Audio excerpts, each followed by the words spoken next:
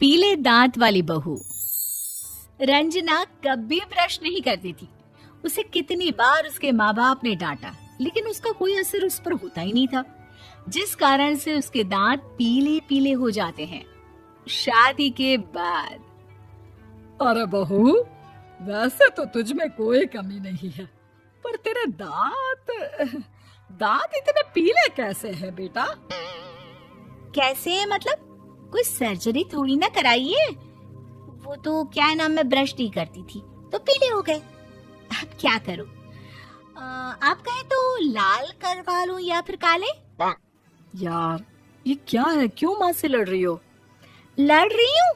अरे मैं लड़ रही हूँ या ये बोल रही है कि दांत पीले हैं, पीले। अरे तपस्या थोड़ी ना की है इन्हें पीले करने के लिए। बकायदा ब्रश नहीं किया है 20 साल तक, तब जाकर। छी, कैसी बात कर रही हो? ये उस वक्त तो पीले नहीं थे जब हम लोग तुम्हें देखने आए थे। अरे तब साफ करवा लिया होगा डेंटिस्ट के पास जाकर। अब देखो कैसे पीले पीले लग रहे हैं। रंजना सास की तरफ गुस्से से देखती है। फिर शुरू हो गई पीले पीले पीले। अरे पीले तो तब भी थे जब मेरे हाथ का रसगुल्ला उड़ा उड़ा कर खा रही थी और बोल रही थी, लड़की नहीं गुणों का खजाना दे रहे भाई साहब आप। खैर, अब वो लोग करते भी तो क्या करते, पीले दांत वाली बहू पल्ले पड़ी थी तो झेलना तो था ही। एक दिन कीर्तन में रंजना गाना गा रही थी। अरे कमला बहन, माँ का द्वार है, यहाँ तो सब शुद्ध होकर आते हैं, फिर अपनी बहू को ब्रश भी नहीं करवाती तुम। दूर से पीले पीले दांत भक्ति में बाधा उत्पन्न कर रहे हैं। अरे कोई 2 साल के बच्चे थोड़ी ना लेकर आई हूँ मैं बहू बनाकर। अच्छी खासी लड़की है, अरे कैसे करवाऊं ब्रश? ये तो उसे खुद करना चाहिए ना। अब माँ बाप तो इसके जैसे तैसे निपटा दिए, ये नहीं सोचा कि सास कैसे संभालेगी। सास बहू को लेकर घर आ जाती है, लेकिन सोच लेती है कि अब इसे लेकर कहीं नहीं जाएगी। अगले रोज बहू कहती है, अरे क्या हो गया, मंदिर नहीं जाना क्या? कीर्तन का वक्त हो रहा है। मेरी मधुर वाणी से कान्हा जी जागते हैं और सोते हैं। आप तो जानती है ना उनकी भक्ति में कितना मन लगता है मेरा। वो क्या है ना, तबीयत ठीक नहीं लग रही है मेरी, आराम करूंगी मैं। तबीयत ठीक नहीं लग रही? अभी तो मिथुन के गाने पर नाच रही थी आप, और अब बोल रही है कि तबीयत ठीक नहीं लग रही। अरे भक्ति में मन लगा लो सासू माँ, ऊपर जाना है, क्या मुंह दिखाओगी आप? हाँ? सास को बहू की बात पर गुस्सा आ जाता है।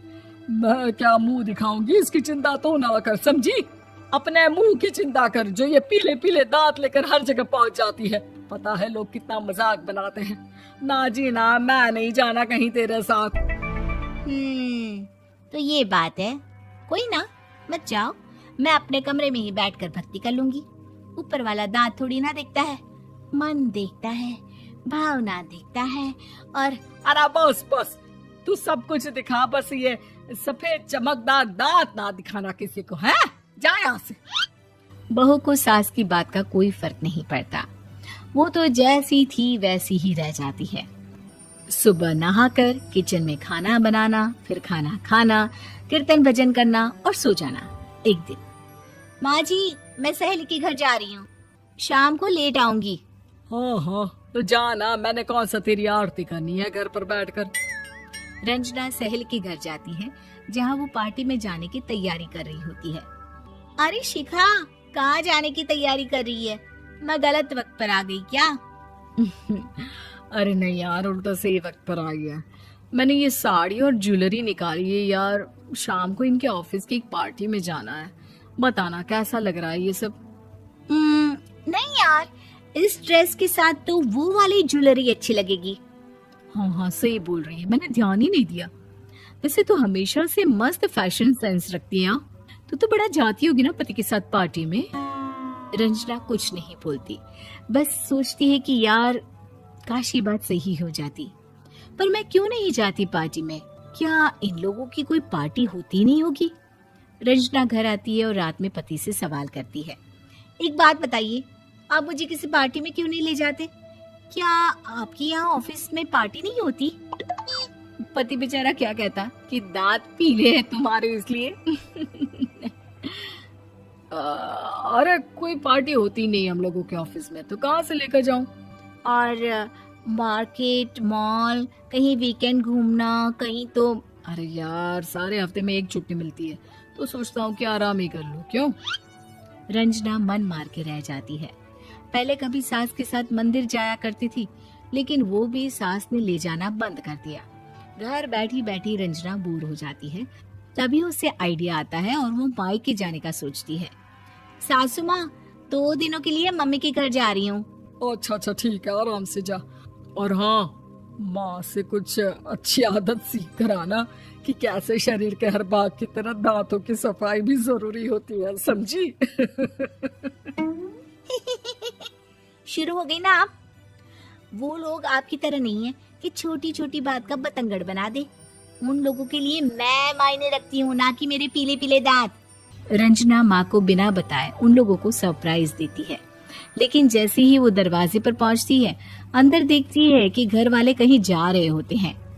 अब माँ, काश रंजना दीदी के दांतों वाली प्रॉब्लम नहीं होती, तो वो भी हम लोगों के साथ चलती ना बुआ जी की बेटी की शादी में।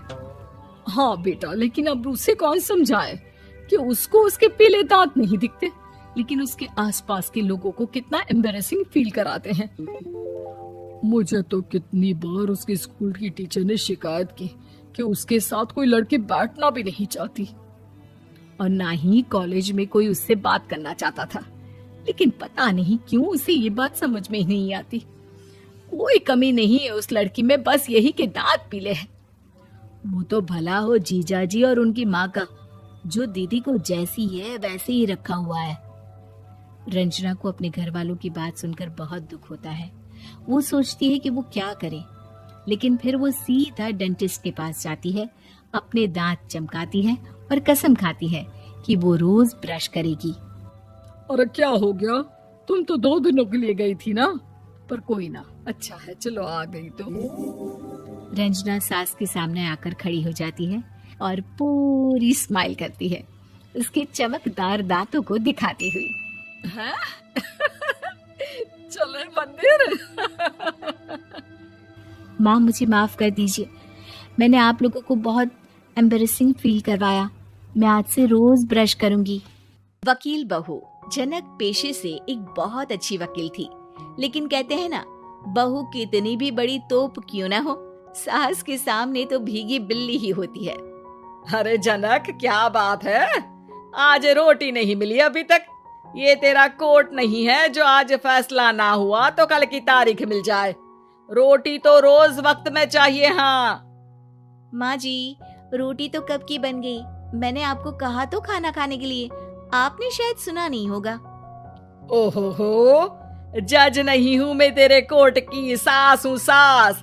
कोई दलील फालतू की मत देना यहाँ। बहुत जानती हूँ मैं इन वकीलों को, अपनी बात ऊपर रखने के लिए झूठ बोलने में जरा भी नहीं सोचते। तभी वहाँ जनक के ससुर आ जाते हैं। अरे भाग्यवान, क्यों बेचारी के काम को कोसती रहती है हमेशा। मैं भी तो था वहाँ जब ये आई थी तुझे रोटी खाने को बुलाने के लिए। सास को तो अब गुस्सा आ जाता है कि कैसे किसी ने बहू की साइड ले ली। अरे वाह जी वाह, वो तो मैं जानती थी कि कोई ना कोई गवाह तो ये पेश कर ही देगी। पर मैं तो अब सीधा खाना खाकर सोने जाऊंगी। मुझे आदत नहीं है किसी से बहसा बहसी करने की। पता नहीं कैसे ये वकील इतना दिमाग लगाकर खुद तो झूठ बोलते ही हैं, साथ में झूठे गवाह भी ले आते हैं। जनक को सास के ताने सुनने की अब आदत सी पड़ जाती। एक दिन जनक वकील की ड्रेस पर काला कोट पहनकर कोर्ट के लिए निकल ही रही होती है कि अरे कहाँ चली काला कौवा बनकर? टोक दिया ना, अब कोर्ट तो वकील वाली ड्रेस पहनकर ही जाऊंगी ना। वाह भाई वाह, दामिनी तो मैंने भी देखी है। सन्नी पाजी ने ऐसा ही कोट पहना था और कहा था कि तारीख पर तारीख, तारीख पर तारीख। मतलब कि कोई बात करनी है तो बोलिए, वरना वक्त नहीं है मेरे पास खराब करने के लिए। अरे पता नहीं तुझ में क्या देखा मेरे बेटे ने, सारा दिन वकीलों वाली बहस करती है भोली भाली सास के साथ। अच्छा सुन, जो इतनी बहस मेरे आगे करती है ना, जरा अपने बॉस से कर ले, जो 1 साल भी ना हुए तेरी शादी को और काले कपड़े पहना दिए। अंदर जा और लाल कोट पहन कर आ, पता तो चले कि नई नवेली शादी हुई है। अरे माँ जी, कोर्ट में मेरा बॉस क्या करेगा? ये तो पूरे देश की ड्रेस है वकीलों के लिए। लेकिन सास तो ठहरी सास। अच्छा, तो कोई जरूरत नहीं है 2-4 साल कोर्ट जाने की। शादी थोड़ी पुरानी हो जाए तब इजाजत दे दूंगी मैं तुझे काले कपड़े पहनने की। अब क्या था, मन मारकर जनक को लाल रंग का कोट पहनकर कोर्ट जाना पड़ता है। उसके जाने के बाद आहा, बढ़िया आई पूरे देश की ड्रेस की बात करने वाली। अरे पहना दिया ना लाल कोट।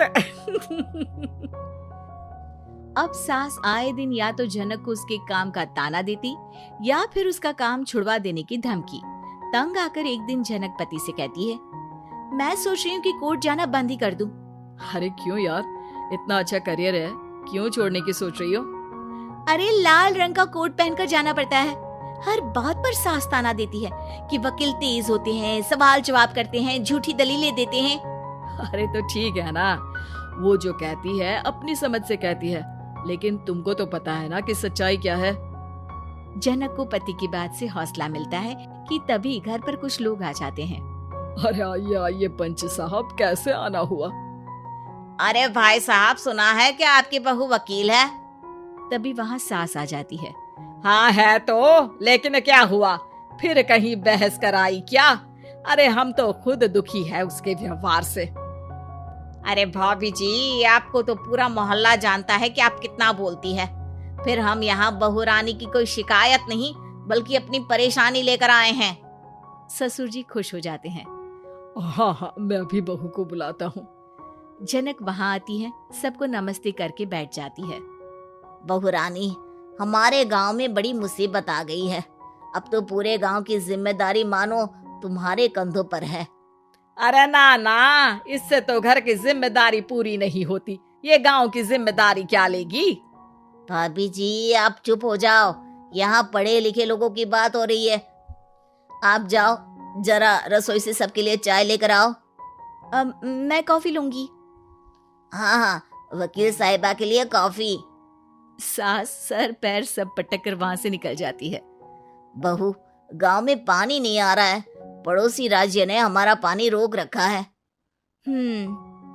इसका मामला तो बड़े कोर्ट में चलेगा पंच जी, लेकिन ऐसा क्यों? वो राज्य हम लोगों से पानी के पैसे मांग रहा है। अब आधे गांव में पानी की सप्लाई खत्म हो गई है बहू रानी। अच्छा पंच साहब, बात गांव की है तो मैं जरूर केस लड़ूंगी। यहाँ एक बार फिर सास की एंट्री हो जाती है। अरे वाह जी वाह, ये काम करवा लो आप हमारी बहू से, बहुत अच्छा करती है। मैं हूँ सीधी सादी सास, इस लड़की ने कैसे लड़ लड़ कर मुझे साइड कर रखा है, ये तो अब आपको पता चल ही जाएगा। अरे भाभी जी, आपकी आवाज तो पूरे गांव को सुनाई पड़ती है जब आप बहू रानी को सुंदर वचन सुना रही होती हैं। अरे वकील बहू मिली है, फक्र करो फक्र। हाँ जी हाँ, सारी फकर तो हम लोग ही करें। खैर, अब जो केस लड़ेगी और पानी गांव में आ जाता है तो पंच साहब लिख कर देना होगा कि हैंड पाइप में सबसे पहले मेरी बाल्टी और घड़ा भरेगा।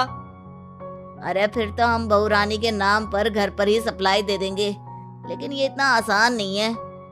बहू, गांव के पास अभी वकील करने की भी पैसे नहीं है तो।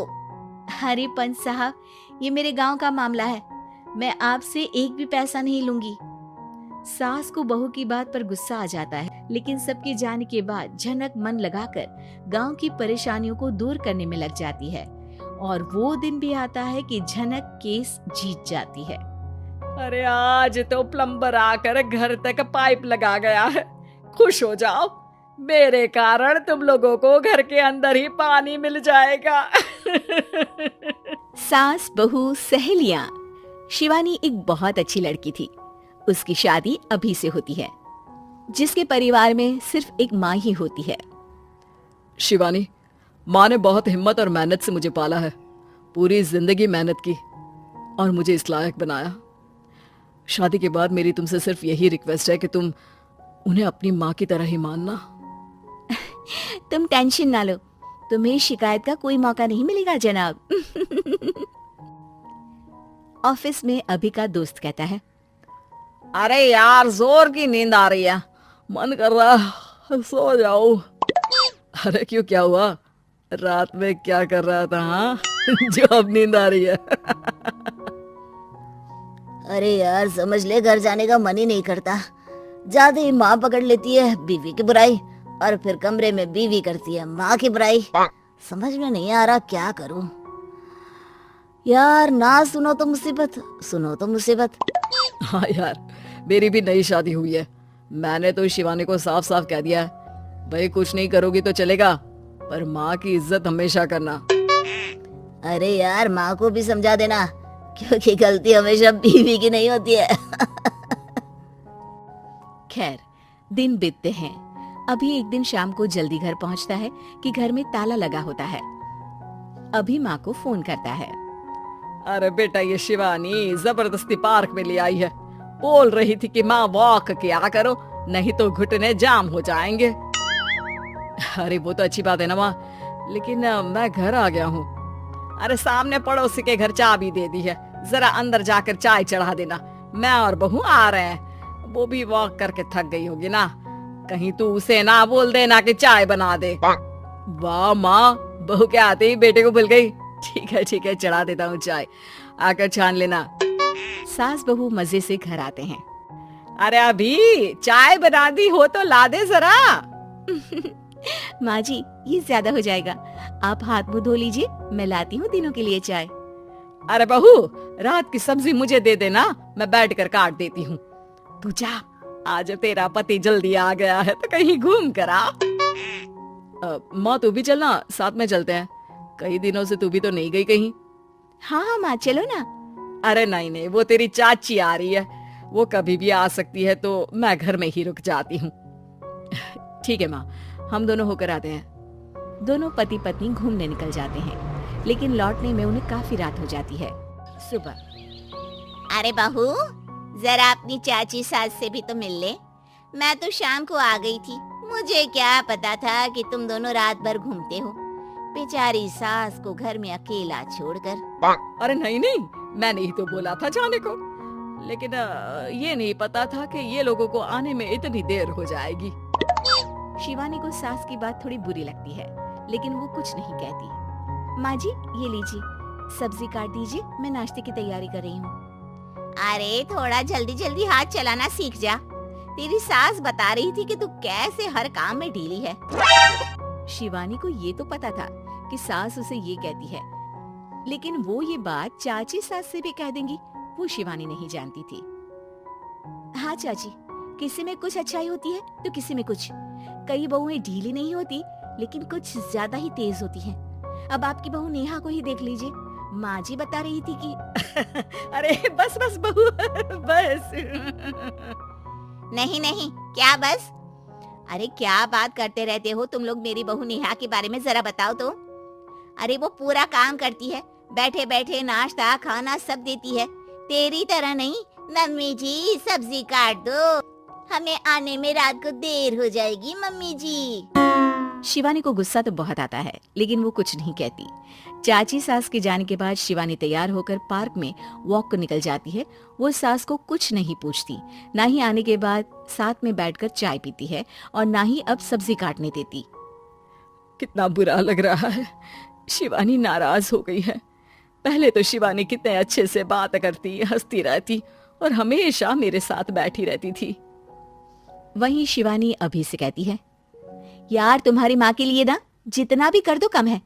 चाची सास को कह रही थी शिवानी कामकाज में ढीली है, लो अब कर रही हूँ सारा काम, बस हाँ बात नहीं करूंगी, देखते हैं क्या करती हैं अब। वहीं सास बेटे से कहती है, अरे पता नहीं तेरी बीवी को क्या हो गया है, न बोलती है न कोई बात करती है, ना ही अब मुझे वॉक पर ले जाती है। बेटा माँ वो तो तेरा पूरा ख्याल रख रही थी, लेकिन लगता है चाची ने उसे कुछ कहा है तेरे बारे में। उसे लगता है कि तू उसकी बुराई करती है। तभी वहाँ शिवानी आ जाती है। लगता नहीं, करती है ये मेरी बुराई। अरे सब लोग परफेक्ट नहीं होते। मम्मी जी ये बताइए, आपने जब उनकी बहू नेहा की जरा सी बात की तो कैसे भड़क गई चाची कि मेरी नेहा के बारे में कोई कुछ नहीं कहेगा। बोलिए। माँ, आप तो जानती हो ना कि वो कितनी तेज है। दादी ने भी उन्हें घर से निकाल दिया था। और आपको क्या लगता है कि नेहा भाभी से उनकी पटती है? अरे तभी तो घूम घूम कर रिश्तेदारों के घर पर रहती है। हाँ बेटा, ये तो तू ठीक कह रहा है। वैसे मैंने शिवानी के लिए ये कहा था कि काम धीरे करती है लेकिन अच्छा करती है। ये बात तो चाची ने बताई ही नहीं, उल्टा बात का बतंगड़ कर गई। माँ, दुनिया यही चाहती है, खासकर रिश्तेदार। किसी की सास को भड़का देते हैं तो किसी की बहू को। अरे बर्दाश्त ही नहीं होता कि सास बहू माँ बेटी की तरह रहे। अरे बेटा, मैं क्या जानूं कि किसके मन में क्या है। माँ, बस तू और शिवानी ये बात जान लो कि कोई भी सुख दुख होगा तो तुम दोनों ही साथ होगी, दूसरा कोई नहीं। हाँ माँ, अगर हम मिलकर रहेंगे तो अभी भी तो खुश रहेगा, और वो खुश रहेंगे तो हम दोनों भी खुश। क्यों माँ? अंत भला तो सब भला। रोली की शादी उसके माँ बाप एक आलसी लड़के से करा देते हैं। चलो, रोली की शादी हुई और हमने गंगा नहाई। और क्या, बेटियां तो होती ही हैं बोझ। हाँ, पर अब क्या चिंता, उतार तो दिया बोझ तुमने, अब वो लोग समझे। ससुराल में रोली का पति कहता है, देखो, मैं कोई काम नहीं करता। ये बात तुम्हारे मम्मी पापा को बता दी थी मैंने। अब जो किराया आता है दुकान का, उसी से घर का गुजारा करना है। कभी भूल से भी कोशिश ना करना किसी चीज की डिमांड की। क्या मम्मी पापा को पता था कि आप कोई काम नहीं करते? और क्या, बड़ा अच्छे से पता था। उन लोगों को तो तुम बोझ लगती थी। बोल रहे थे कि बस शादी कर लो और कोई मतलब नहीं है। रोली को ये सुनकर बहुत गुस्सा आता है, लेकिन करती भी तो क्या, क्योंकि वो जानती थी कि उसके माता पिता ऐसे ही हैं। जैसे तैसे रोली दिन काट रही थी। रोली को एक प्यारी सी बेटी होती है। धीरे धीरे वो बड़ी होती है और उसके साथ उसकी जरूरतें भी बढ़ती जाती है। सुनिए जी, अब तो सिमी बड़ी हो रही है, उसका स्कूल में दाखिला कराना है। मैंने अब तक तो जैसे तैसे समय काट लिया, लेकिन मैं बच्चे की परवरिश में कोई कमी नहीं रखूंगी। अरे क्या है यार, अब तो लगता है कोई ना कोई काम ढूंढना ही पड़ेगा। अब पति रोज काम की तलाश में जाता और बिना किसी काम के वापस आ जाता। रोली समझ जाती है कि पति के अंदर अब काम करने की क्षमता नहीं है।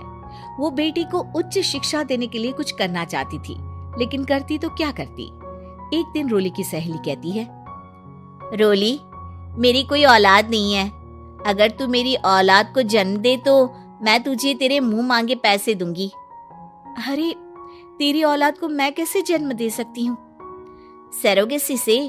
बच्चा मेरा और वैभव का ही होगा, लेकिन कोख तेरी होगी। ये संभव है रोली।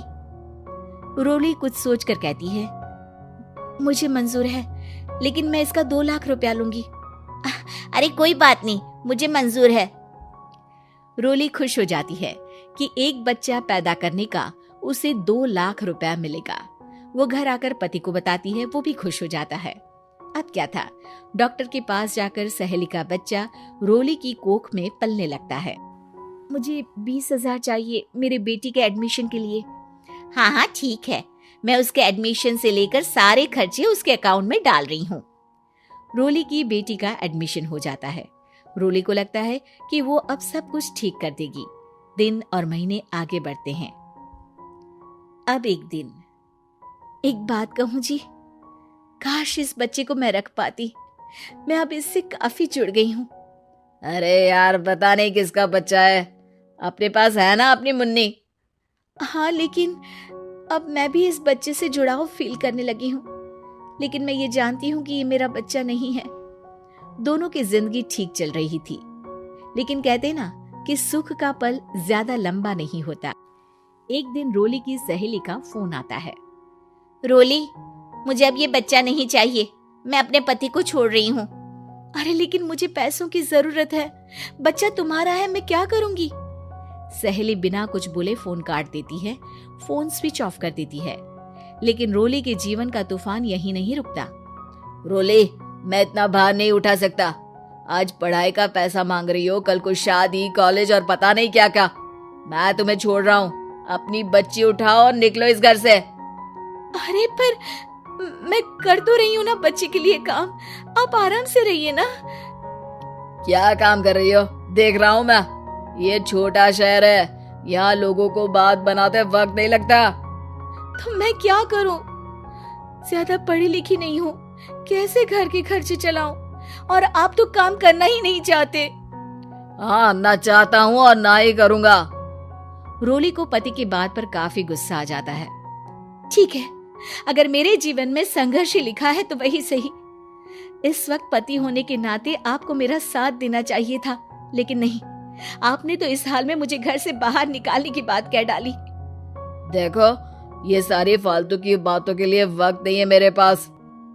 रोली, जिसकी कोख में किसी और का बच्चा था और साथ छोटी सी बेटी, पति का घर छोड़कर रास्ते पर आ जाती है। रोली के पास मायके के सिवा दूसरा कोई रास्ता नहीं होता। अरे रोली कैसी है? कितने दिनों के लिए आई है?